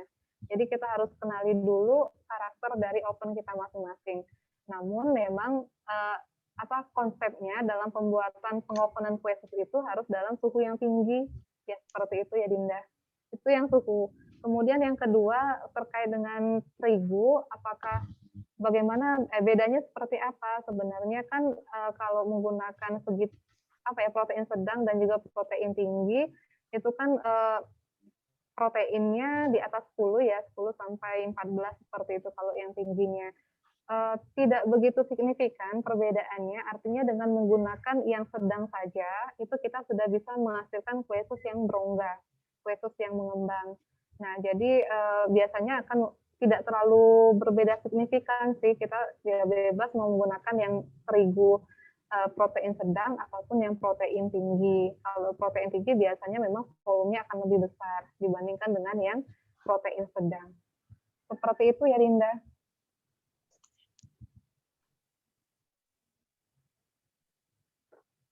Baik, bagaimana Kak Dinda? Apakah sudah terjawab ya? Ya, udah cukup, Put. Makasih. Baik. Terima kasih, Bu. Iya, alumni ya Dinda ya? Sudah jadi alumni ya? Iya, Bu. Alhamdulillah. Baik, karena waktunya sudah cukup lama ya kita mengadakan diskusi, saya persilakan untuk penanya terakhir mungkin jika masih ada yang ingin bertanya. Assalamualaikum warahmatullahi wabarakatuh. Nama saya Santi, izin bertanya, Bu. Baik, Kak, silakan. Ya. Tadi kan di materi ada jenis-jenis kue sus itu ada yang sus puff sama yang eclair. Itu tuh apakah perbedaannya hanya dari bentuknya saja atau ada perbedaan dari komposisi pembuatannya? Terima kasih. Ya, jadi untuk kedua bentuk tersebut itu sebenarnya sama adonannya. adonannya sama, yang membedakan itu hanya bentuk saja. Kalau yang cream puff atau yang sus yang biasanya itu kan bentuknya bundar ya. Kalau yang eclair itu yang bentuknya panjang, kurang lebih sekitar 10 cm. Karena kadang kan tergantung dengan selera kita ya makannya. Misalnya mau dikasih topping atau misalnya mau dicelup kayak gitu ya. Kalau yang dicelup bisa menggunakan yang eclair tadi, tapi kalau mau yang isian di dalamnya itu bisa menggunakan yang cream puff. Jadi sebenarnya sama. Nah, kalau tidak salah itu memang ada 5. Kalau dari siapa ya saya lupa gitu ya, ada 5 pengembangan dari kue sus, salah 2-nya atau yang pertama tadi yang cream puff dan yang kedua eclair tadi. Jadi itu adonannya sama-sama sebenarnya adonan dari choux paste ya atau kue sus, tapi dia bentuknya saja yang berbeda.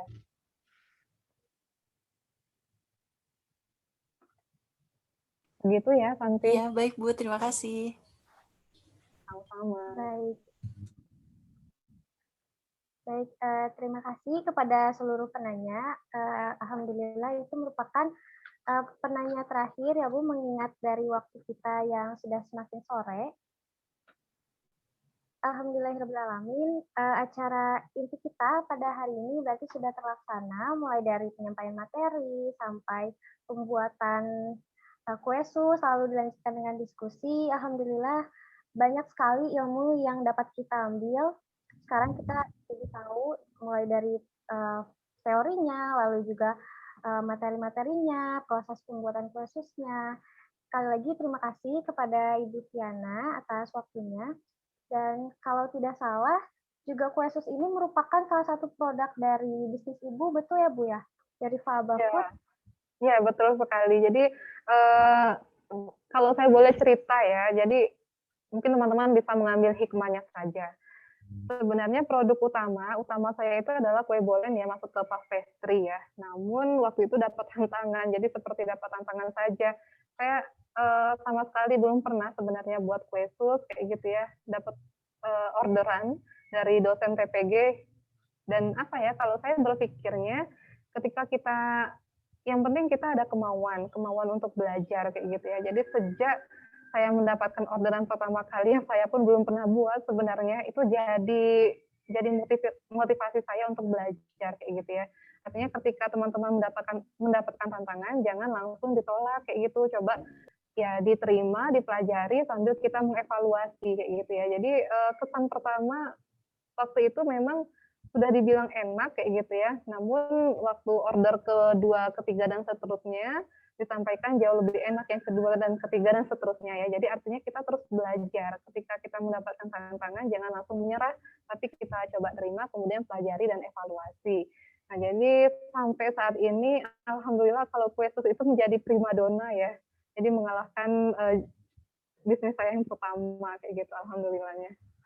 Jadi teman-teman bisa coba di rumah, apalagi yang masih di kampung ya, mungkin bisa dijadikan salah satu ya untuk usahanya boleh.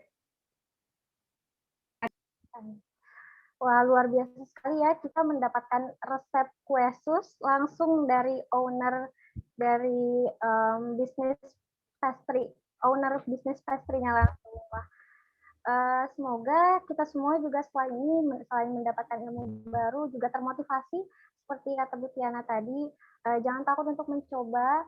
Semoga setelah ini juga tidak hanya didengarkan saja materinya, tapi juga dipraktikkan langsung seperti itu. Saya lagi terima kasih Bu Tiana atas semua ilmu yang bermanfaat dan juga atas waktunya. Ya, baik. Sama-sama Putri. Baik, Ibu. Nah, sebelum kita lanjutkan ke acara selanjutnya, saya ingin menginformasikan kepada para peserta semua untuk segera mengisi daftar hadir yang sudah ada di kolom chat. Ini merupakan daftar hadir terakhir. Jadi nanti peserta dianggap hadir itu bukan hanya jika mengisi daftar hadir di awal, tapi juga mengisi daftar hadir di akhir. Jadi silakan untuk mengisi daftar hadir terakhir. Saya akan beri waktu untuk mengisi daftar hadir terakhir selama 3 menit.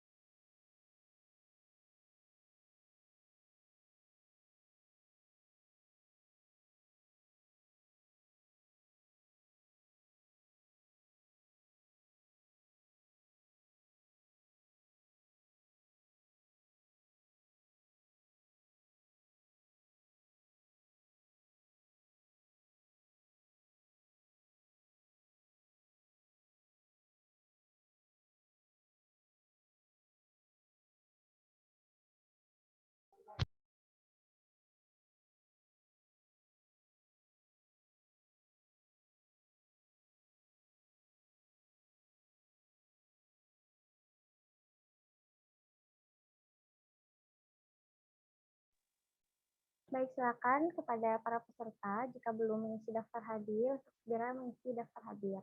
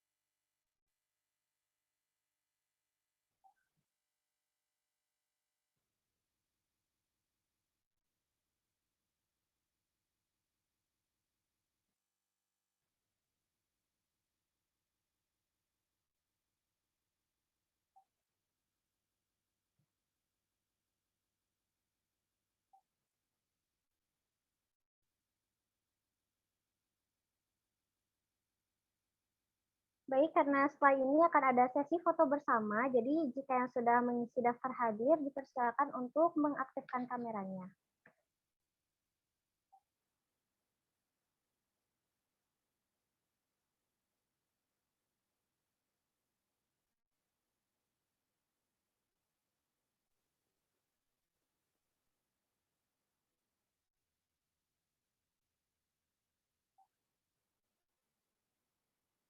Baik, silakan untuk mengaktifkan kameranya. Kita akan mulai sesi foto bersama.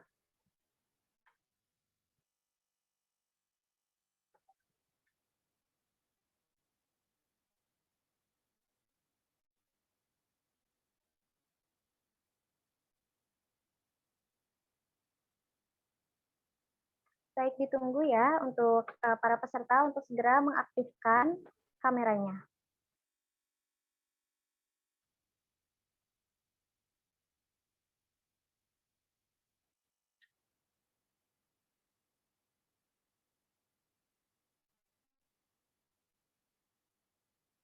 Baik, kita mulai saja ya sesi fotonya. Bagaimana Pak Rizky, apakah sudah siap?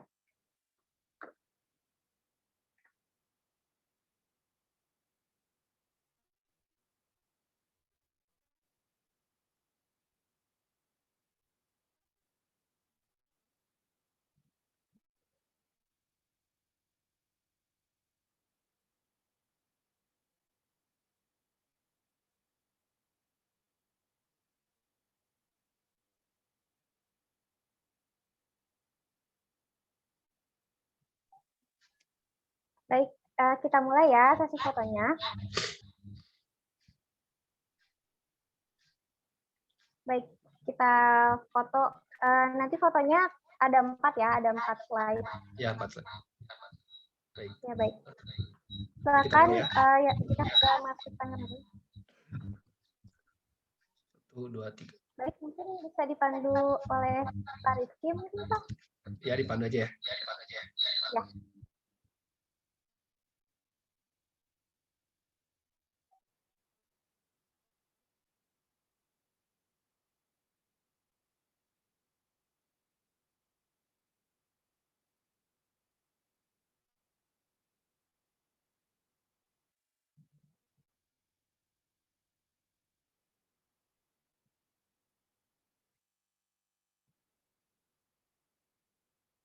Bapak mohon maaf, suaranya tidak terdengar.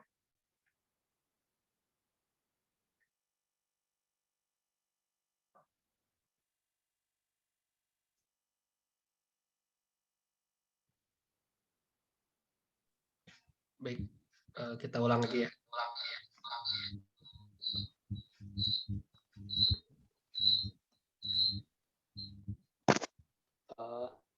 Oh ya, Putri, jangan lupa nanti diumumin untuk mengulang revise-nya ya. Baik, Pak. 1, 2, 3. Kedengaran ya, saudara ya? Kedengaran, Pak. Kedengaran ya. Baik, 1, 2, 3. Oke. 1, 2, 3. Terakhir ya. 1, 2, 3.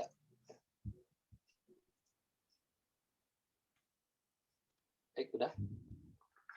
Baik, terima kasih kepada Pak Rizky. Baik, terima kasih juga kepada semuanya. Nah, sebelum kita ke acara terakhir yaitu penutupan, saya akan mengumumkan terlebih dahulu pemenang door prize pada sesi kali ini. Pemenang door prize ini merupakan pemenang dengan pertanyaan paling menarik hasil pilihan dari panitia.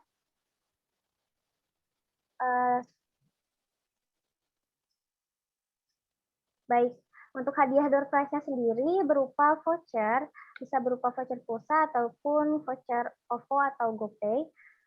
Selamat kepada Dinda Armi telah memenangkan door prize pada sesi kita hari ini. Silakan untuk nanti menghubungi admin yang ada pada grup peserta TPG Mengabdi untuk mendapatkan hadiahnya. Baik, rangkaian acara demi acara telah kita laksanakan pada siang hari ini. Semoga dengan adanya webinar pada siang hari ini dapat memberikan ilmu dan juga pengetahuan baru bagi masyarakat terkait teknologi pangan dan juga terkait dengan produk-produk dari teknologi pangan itu sendiri. Terima kasih atas partisipasinya. Ini merupakan acara pertama. Jadi masih ada 5 acara lagi atau 5 sesi lagi dari program TPG Mengabdi ini. Jadi jangan hanya ikut sesi pertama, tapi juga ikuti sesi-sesi selanjutnya untuk mendapatkan keuntungan-keuntungan yang lebih banyak lagi. Sampai jumpa di minggu depan di program yang sama dengan pemateri yang tentunya sangat-sangat luar biasa dengan pemateri yang berbeda dan juga tema yang berbeda lagi. Saya Putri Nur Kalisa, selaku Master of Ceremony, izin pamit. Mohon maaf apabila ada kesalahan. Segala kesalahan itu datangnya dari saya dan kebenaran hanya milik Allah Subhanahu wa taala. Sekali lagi terima kasih. Wassalamualaikum warahmatullahi wabarakatuh. Waalaikumsalam warahmatullahi wabarakatuh. Wabarakatuh.